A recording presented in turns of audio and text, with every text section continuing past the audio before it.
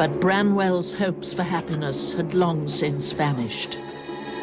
On September the 23rd, 1848, he walked into Haworth for the last time.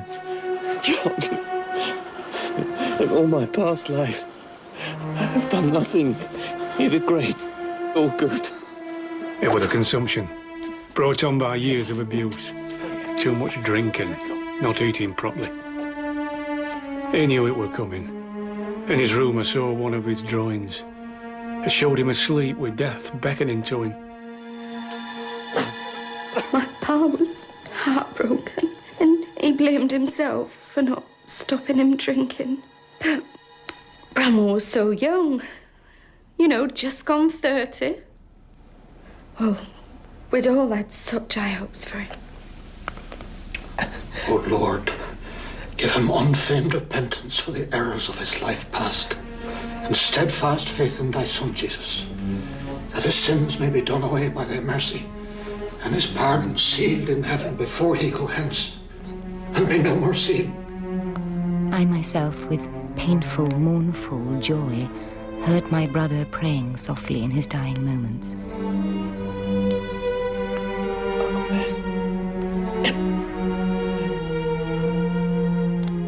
My son. My son.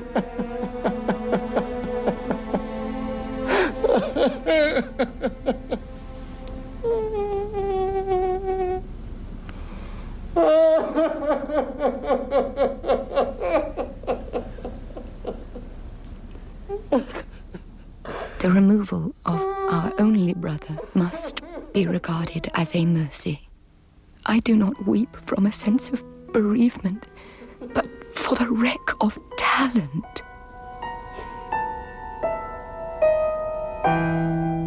Nothing remains of him but a memory of errors and sufferings.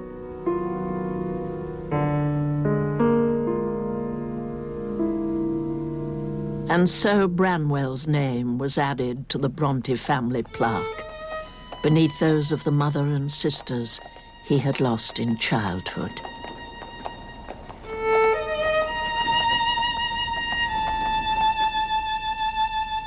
Consumption was to continue its relentless assault on the family. When Emily fell ill, the sisters struggled to hope against hope that she would recover, and even managed to find some amusement in the critics' wilder speculations about the Bell brothers. These Bells are obsessed with the coarse and the profane. Ellis Bell is a man of uncommon talents, but dogged, brutal, and morose. Acton Bell revels in inconceivably coarse language, revolting scenes, most connected with the more animal portion of our nature, the epitome of brutality. Lady readers should not peruse it. Devils dance and wolves howl. I studied these two ferocious authors. The brutal and morose Ellis drew his impeded breath, looking piteously pale and wasted. Acton was sewing and smiled to hear his character so darkly portrayed. How I laugh in my sleeve at these solemn reviewers.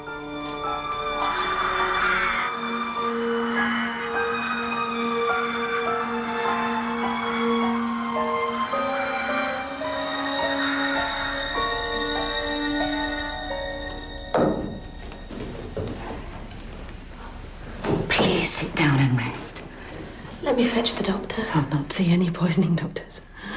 Or take their medicines. Emily made haste to leave us.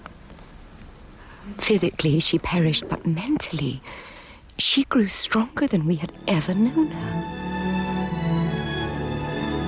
No coward soul is mine, no trembler in the world's storm-troubled sphere. There is not room for death, nor atom that his might could render void, since thou art being and breath, and what thou art may never be destroyed. here lying under thy hand in great weakness of body, look graciously upon her, O Lord.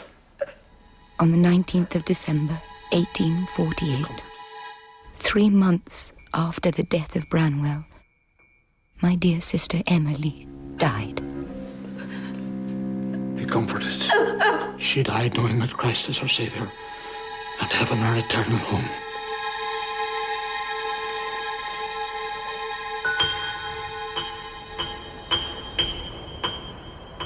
The anguish of her suffering is gone. No need now to tremble for the hard frost and keen wind. Emily feels them no more.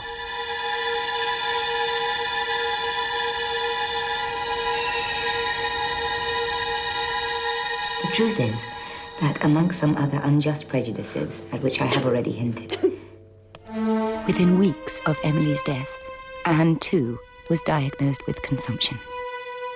I thought my heart would break. The Marquis had contracted a horror mingled with contempt. Forgive my intrusion, but...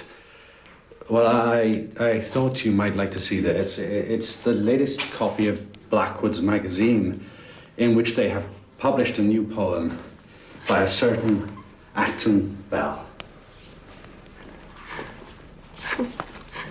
Thank you, Mr. Nichols. Well, Miss Anne, Miss Bronte. Read it, Harry.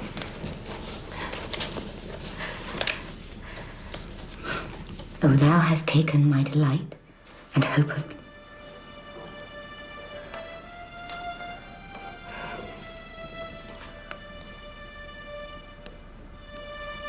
and hope of life away.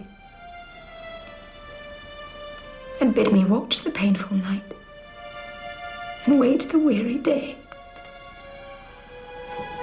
Take courage, Charlotte.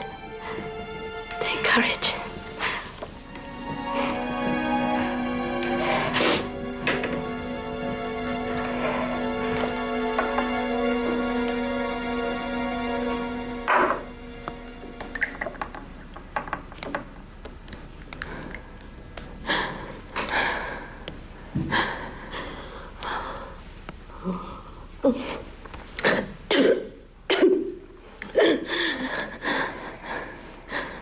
Charlotte, take me to Scarborough. I long to see the sea again. I have such happy memories of staying there when I was a governess. It will do me more good than all these medicines. You are too unwell to travel. You will go when you feel stronger. I will not be troublesome, Charlotte. There is no time to be lost.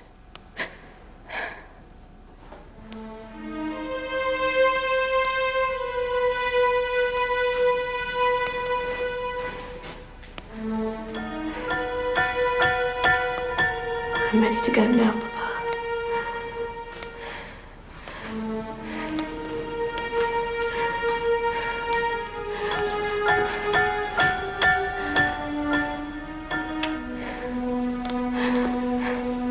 God bless you, my child. Look after yourself while I'm away.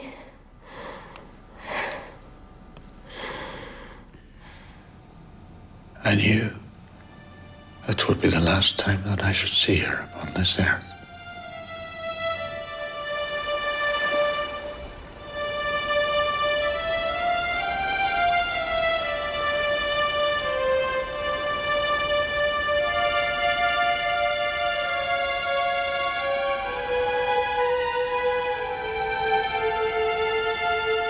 I have no horror of death, but I wish it would please God to spare me, not only for Papa and Charlotte's sakes, but because I long to do some good in the world before I leave it. I have many schemes in my head, humble and limited indeed, but still I should not like to have lived to so little purpose. God's will be done.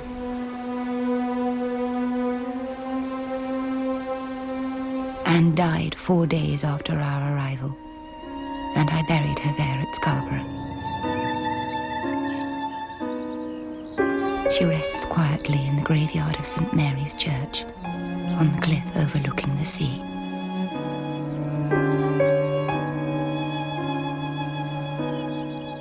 Within the space of 9 months, Patrick Bronte had lost 3 more of his beloved children.